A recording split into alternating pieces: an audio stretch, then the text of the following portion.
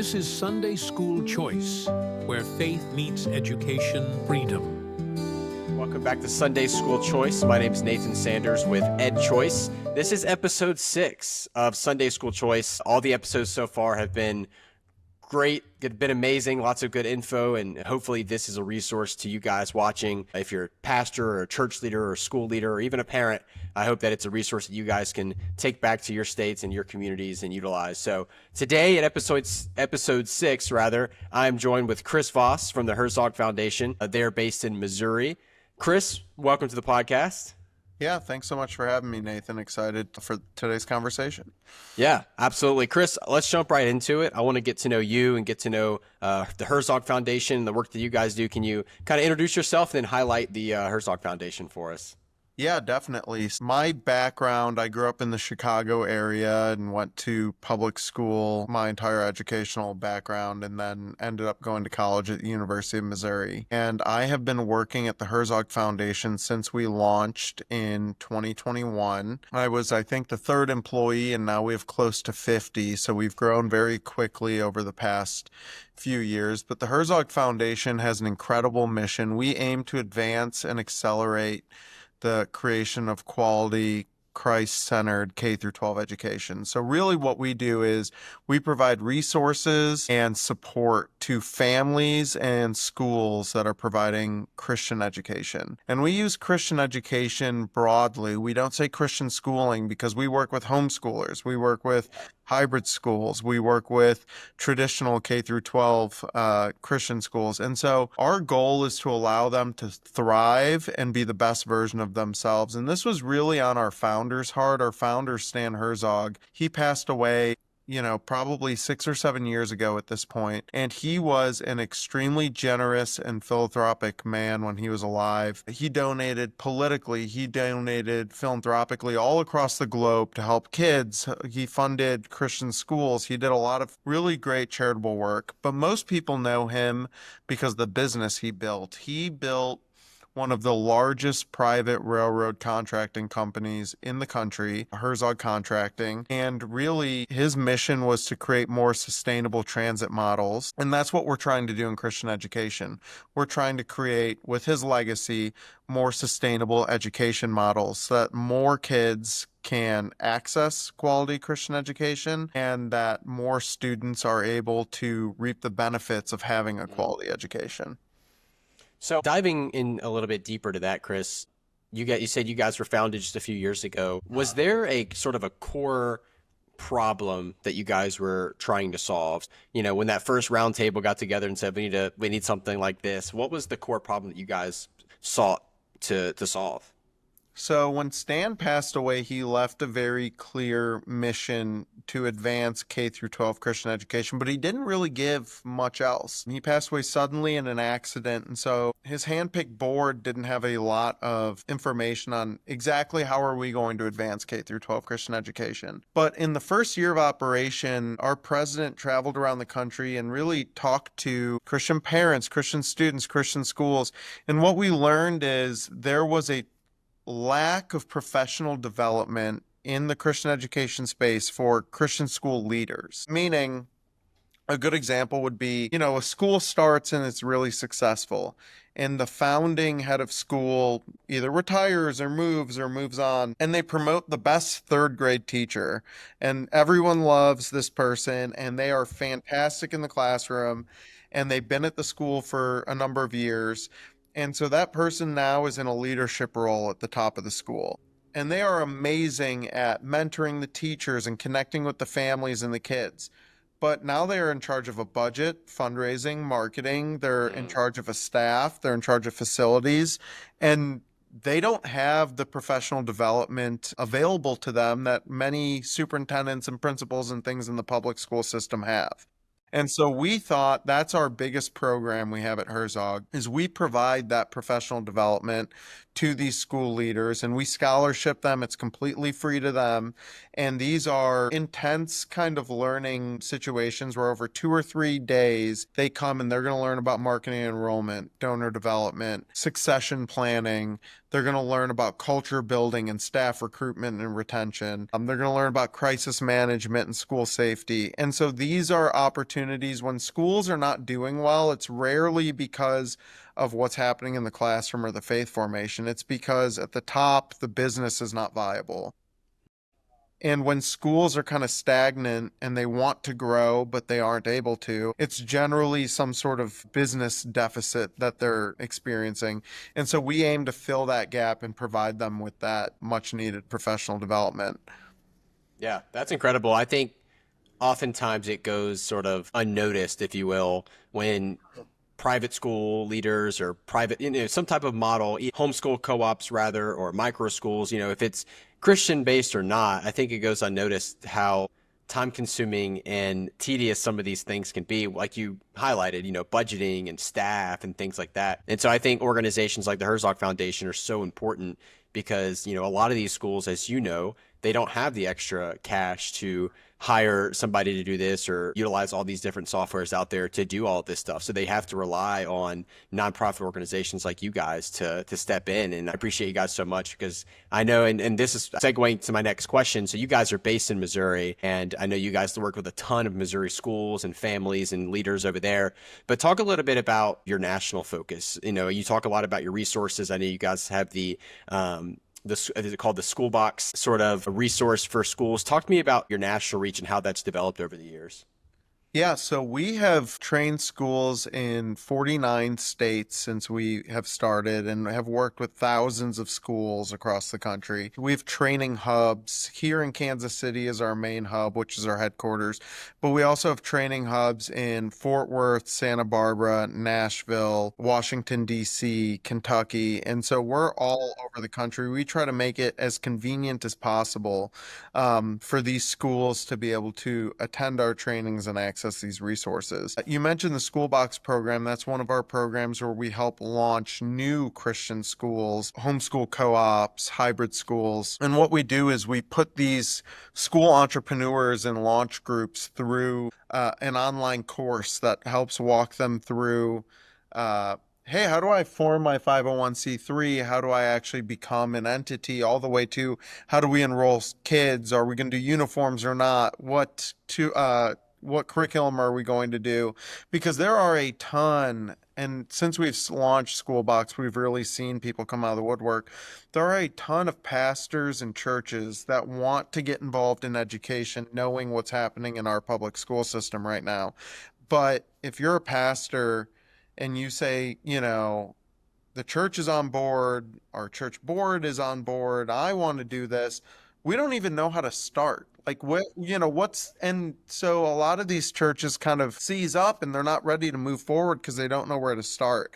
And so our online course kind of walks them through the logical and chronological order of things that they should do. And then as they get to certain checkpoints, and if they're moving towards operation and enrollment, then we actually get them a mentor, somebody who has either started a very similar type of school or is running very successfully that type of school. And we're going to have that person meet with them monthly and actually take a look at their budget and take a look at their documents so that they get that peace of mind of saying, hey, someone who's done this before took a look at this and they're saying, oh, maybe don't do that. I've ran into that. And it was a big mistake, or, hey, this looks really good. And so we've seen, hundreds of schools that maybe wouldn't have been launched or were on the process of being launched, but they had kind of a lot of holes in their plan, be able to utilize the SchoolBox platform to just really launch their schools quicker, faster, and larger than they would have been able to without the platform. Yeah, and I can't that resource that you guys have is so incredible. So to give some perspective on this. So the last couple of years, I've been at Choice. We're a national organization, so we travel a lot to different conferences and things like that. And I try to reach out and talk with pastors and faith leaders and these folks that are interested or are in the business of starting some type of Christian education program. And every single time, it never fails. I was at the Southern Baptist Convention 3 weeks ago in Dallas. Almost every single question either begins or ends with, okay, so how do I do this? Right? I'm talking to pastors about how they can start these private schools or how they can host micro schools or co-ops in their church building, every day of the week. And it never fails. Okay, how do I get started? What's the first thing to do? Is there a checklist? And so the resource that you guys have with SchoolBox for these churches and these leaders is incredible. And I refer people to that all the time. So Thank you thank for you. that. Yeah, of course. No, thank you guys. Shifting gears a little bit, I want to talk a little bit about school choice. And so Missouri, very topical right now, your tax credit MoScholars program helps thousands of families. Just last year, the legislature expanded that out a little bit to reach more families. And then this year, your legislature appropriated some dollars to virtually triple the amount of students participating in that. Talk a little bit about the MoScholars program and how that's helped Missouri schools and families that you guys work with. Yeah, I think the MoScholars program, like many other state tax credit or ESA programs across the country, it's really offered a lifeline to families that just want a different situation or a better situation for their child. I think, the mainstream media and a lot of detractors from these programs like to depict who's utilizing this program. And we're a scholarship granting organization, and we talk to hundreds of families, and you'd be surprised. These parents, are not greedy. They're not trying to, defraud the system, which is what is generally portrayed. They have a child who is not being served in their current educational setting. And, I know the teachers unions and the school districts would love to fix the system and, it's going to take time. But for these parents, their child's in school now. And they don't have time to wait for the system to get fixed. They want to remove their child from whatever situation isn't working for them and put them somewhere else. And there are schools that are participating in the MoScholars program that are religious. We have Orthodox Jewish schools, we have Christian schools, Catholic schools, Lutheran schools. There are Muslim schools that are involved, but we also have secular schools. We have schools that work with high needs, special needs students, and parents' reasoning for moving to these schools vary. We have some parents who say, hey, my child was being bullied, and we're taking our child to the local Catholic school, and we're not even Catholic, but the education is great, and our kid needs a fresh start. Or parents whose children need smaller classroom sizes, or faith formation is important to them. And so these are just who's utilizing the programs. They're parents who have a need for their child, and they're just trying to meet that need. And a lot of these programs, MoScholars included, is offering that opportunity to those who they can't afford it on their own. For higher income folks, if something's not working for their child, they can pull them out and they can pay to put them somewhere else. And the Herzog Foundation and millions of people around the country think that everyone should have the opportunity to at least have a quality education that meets their needs. Yeah, amen to that. And I think that's so important, even for a state. If you think about the Missouri program, the tax credit ESA program, for those listening, this is a program specifically designed for lower income families. I think at this point, it's 300% of the free and reduced lunch and below. It's designed for lower income families in Missouri who, as you said, are searching for a new or better education for their kids, but they may not have the means to do that. And so, although we advocate education choice for every single kid, no matter if it's how much money they make or where they live, I think specifically for the Missouri program, it's something special. Not necessarily special. It's ironic that you have these opponents out there claiming that school choice is only for wealthy, when in reality it's helping thousands of families in Missouri who are nowhere near wealthy. So I thank you guys for the work that you guys do for that program as well. So shifting gears a little bit, I know that you guys work with not just private Christian schools, but you guys work with homeschool programs and microschooling programs and all these new innovative models. I'm curious to get your thoughts on some of the trends you're seeing in terms of those different models of education and how you're seeing them be utilized in sort of traditional settings, right? I mentioned earlier, lots of churches are now hosting schools in their church. Even though it's not a church-run school, they're saying, hey, use our space because we're not using it 4 or 5 days of the week, right? So tell me a little bit about what you're seeing with some of those trends. One of the most popular things we're seeing are home educators and homeschoolers that are creating these co-ops or pods, and depending on who you ask, they call them different things, but they are meeting in the church or a facility, but oftentimes the church will lease or offer their facilities up 2 or 3 times a week. And so these kids are kind of getting the best of both worlds. Clearly the family homeschooling works for them, but they also want the students to have, classes where they're interacting with other kids, and it kind of feels more like a traditional classroom setting. It also allows opportunities for parents. A lot of questions we get is, well, I can't afford to homeschool because we both work. Yeah. And so that kind of hybrid homeschool situation or co-op makes homeschooling accessible to a lot of families that previously may not have been able to homeschool, because a couple days a week they may be able to go out and work and the kids are at the church, and they might have a rotation of parents who are there educating on those days, and the other days they're at home. And so I think that's been a really big trend. And also it's been very popular because, economically speaking, the startup costs of getting that going are far less than a traditional school. And so I think that's been interesting, and something before working at the Herzog Foundation. Honestly, before COVID, I don't think it would have ever exploded like it's been. But I think people are seeing the benefits of homeschooling, but also the benefits of having a community around those students. Yeah. I think one of the best things, as you just said, about newer innovative type where you're just hosting a school is starting a private school. It takes a long time to plan out, over a year for sure. You have to build your board and get staff and work everything out, budget. But if I'm a church leader and my church can fit 300 people on a Sunday, but it's empty 4 days a week, homeschool co-op wants to come and use our facilities, why not? If you're able, especially if you're able to minister to them in that, I think that's really special and much, much easier than starting a private school. Okay, Chris, we're coming up a little bit on time, but I do want to ask you one final question. So I ask this to every guest at the end. So someone like yourself who's worked for the Herzog Foundation for a while, and I believe your title is Senior Director at the Herzog Foundation. So given all that experience and expertise you have, what is your advice talking with pastors or church leaders who are sort of on the fence about jumping into the education world, the education ministry world? Maybe they don't know where to start. What's your advice to them on how and when to get started? Get started yesterday, because I think it's so important. What we're talking about is the next generation. And we now see, since COVID, what is happening in the schools. And so we can't ignore that now that we know what's happening. I love working at the Herzog Foundation. I spend more time at work during the week than I do at home with my wife and family. And it's the same for kids. Kids spend far more time, waking hours, at school during the school year than they do at church or Bible study or with their families at home.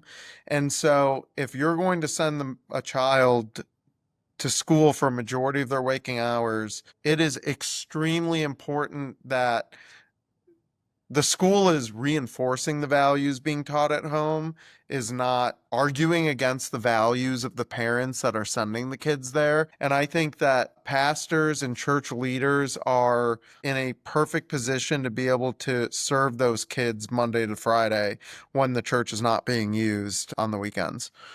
Yeah, my friend, Pastor Tom Kakadelis out of North Carolina, he loves to say the school has your kids for over 40 hours a week, potentially more if they do after school programs and clubs and stuff. Over 40 hours a week, like you said, like we would for work. The church has them for what, 3 a week, Sundays and Wednesdays, maybe 3 hours a week. So as parents and these folks who are responsible for these kids who want them to have a Christian-based education in a biblical worldview, having them in a education model that is Christian based, it just changes the game. And so I think that's exactly right. Chris, finally, I'm done with questions except for this one. You've talked about a lot of the resources and work that you guys do at Herzog. For folks listening and watching, if they're interested, where can they find all of those resources, and where can they find you? Yeah, so the Herzog Foundation, if you're interested in starting a school or work at a school or want resources, herzogfoundation.com. You can see all of our trainings, all of our events and resources are there. We have an online news publication that has an emphasis on education news, and that is Read Lion, the Lion, readlion.com, and that we're cranking out 70 to 80 articles a week so that parents and grandparents are up to date on what's happening in the education space. And then as for me personally, my X account is at Chris J. Vas, and would love to interact with you on X as well. Awesome. Thank you, Chris. Thank you for all the work that you guys do at Herzog. Thank you for joining me today. For those listening, this has been Sunday School Choice, where faith meets education freedom. Thanks for joining us. Thanks so much, Nathan.